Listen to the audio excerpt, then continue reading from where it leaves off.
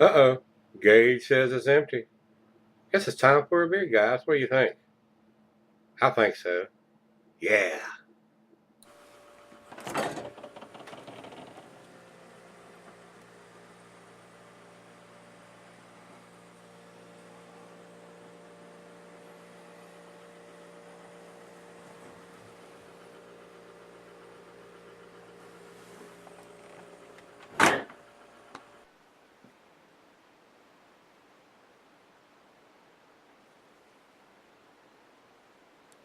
Hello, everybody. Thanks for stopping by Greg's Beer Reviews today.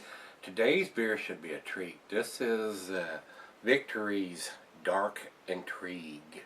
And what that is, I'll just read off the back of the bottle. It'll give you a little information. But basically what it is their Storm King has been aged in some bourbon barrels. Since its arrival in 1997, our Storm King Stout has enticed folks to discover the dark intrigue, as its label suggests. While enjoying that great Imperial Stout, we've been intrigued by the myriad of flavors it exhibits and encouraged to test the limits of perception and pleasure by adding to the rich experience of Storm King. So here you have such an exploration involving Storm King Stout aged in oak barrels that are matured Kentucky bourbon blended to perfection. This one surely dark and intriguing. Cheers. And it's got the Brewmasters of Victory signature there, the Bill Ron. But this is a bottle conditioned ale, which means that a slow fermentation continues in each bottle. This will bring about subtle yet wonderful changes in the flavor over time. We recommend that you store this beer upright at 50 degrees in darkness. It should be enjoyed within 5 years of the bottling date noted on the front label. And the bottling date on the front label, it says bottled on November 9th, 2011. So we're good there. I mean, this is going to keep for quite a while here, guys. Very nice beer.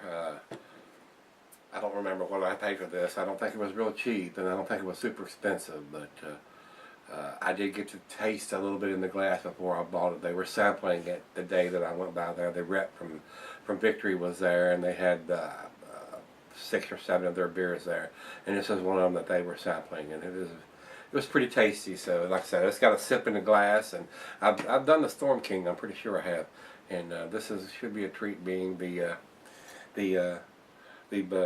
oak bourbon barrel aged version of it. So, all right, guys, let's get on with this. They're out of Downingtown, Pennsylvania. A Russian Imperial Stout, 9.10 ABV on this one. Pretty big beer.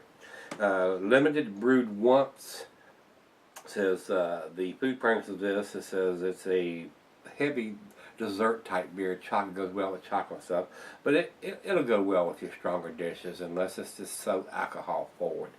We'll find out here in just a second when we get your cork out of this one. The glassware is a pint, becker, stein, mug, tumbler, the snifter. I got the double glass, guys. I like to use that on these bigger beers. It enhances the aromas with the shape of the glass. And the beer can be cellared for, like I said, it's 9%. They say within 5 years, but it's going to keep longer than that. So without further ado, let's get the cage off of this puppy and set it free. If you love something, they say set it free. So I love it. Let's set it free. And here it goes. Free! Ah, yes. Poof, poof. A little smoke coming out of there. Yeah, that's nice. Alright, guys, into the glass. We're going to pour it down the center. Unless it tries to develop a monster head, and it looks like it may. So we're going to back it off a tad and bring it down the side. We've already got about a half a finger. That's about all we need. Now we're going up to about a finger or so ahead. Alright, guys, look at that.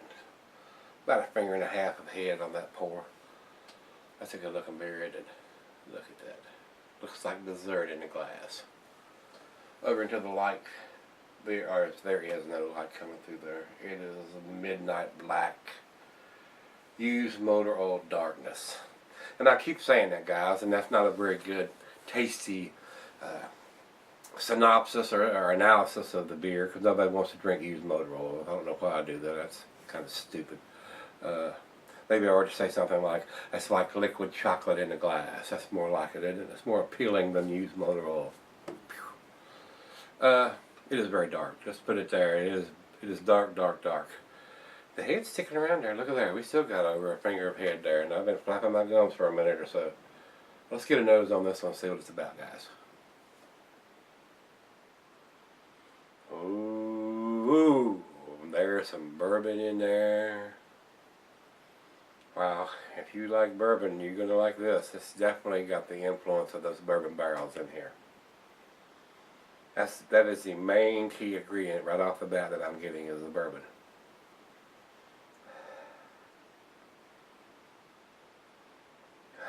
I'm getting dark fruit. The bourbon is just so strong overpowering. Now that's probably going to ease up as it breathes. Now the head's starting to die just a little bit now. But the being bottled up like that, the bourbon is what's coming through right off the bat. There's a rich, roasty malt to go with that. I'm hoping it's pretty balanced. But the bourbon, the vanilla, there's some chocolate in there. I'm getting dark fruits like raisins or dates or something. And some heavy roasted malt.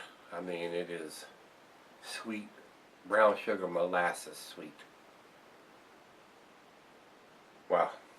Smells like a big beer. The alcohol is there, guys.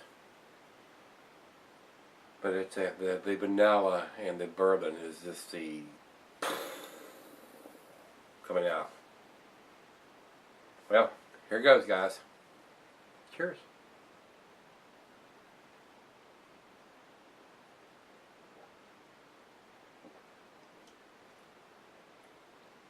Wow.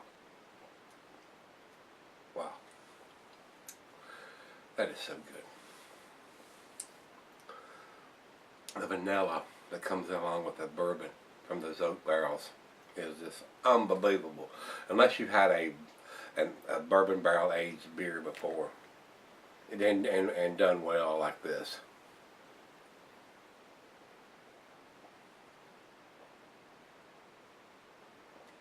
The alcohol is there. This is 9.10 ABV, and it is an imperial stout. It tells you it is an imperial stout. I've had beers that the alcohol was just a little bit better hidden than this, but none that had this quite the vanilla and the bourbon taste that this one has got. Wow, it's pretty damn awesome, guys. This would not be your first beer of the evening. This would probably be your last beer of the evening beer. And it is a sipper.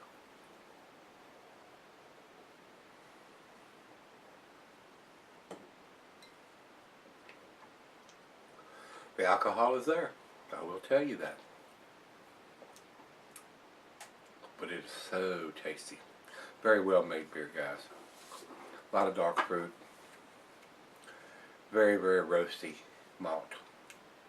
But the bourbon and the vanilla from the oak barrels is just standing out. That is the key there. Well, it's right out the fridge, guys, about 40 degrees. And this is a super big bottle. This is the wine size bottle. 750 milliliters, so more than what one person should be drinking. So I'm going to put the other half, have the other half of this, and see what we end up with here. I'll be back here in just a second, and we'll find out what it is. Hope I don't get too drunk. Stick around. Alright, guys, thanks for sticking around. Got just a little left here. It's pretty damn awesome beer. Big booziness on the back end now that it's warmed up. That's the only thing I don't like about this beer. I mean, it's just a little bit on the boozier side. So, guys, final chug.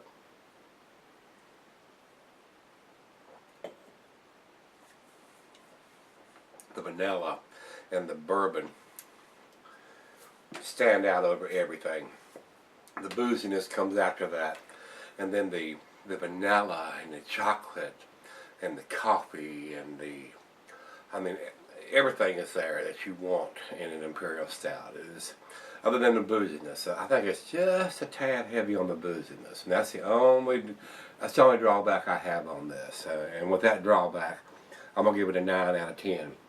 Guys, if you've had this, give me some comments back on this, or if you've seen it and you like the bigger or stronger Imperial stouts. This is, I mean, it's 9%, but it drinks, to me, it drinks like an 11%, 10.5 or 11%. Great beer has 99 overall, which is pretty damn good numbers, and 84 in the style. And Beer Addict comes up with an 86, is in a good range. So it's definitely above average. It's definitely an A beer to me, guys. Just the only thing bad I can say about this beer is just a heavy on the booziness. That's it. Everything else was wonderful. So guys, give me some comments back on this one if you had it, and liked it, loved it, couldn't stand it, worst thing you ever had, best thing you ever had. Let me know what you think. That's what I tell you. I tell you what I think. If you like what you're seeing, hit the like button, thumbs up down there. And if you need a shirt, you still got a few hanging here. Come on back tomorrow. We're going to look in the fridge, see everybody then.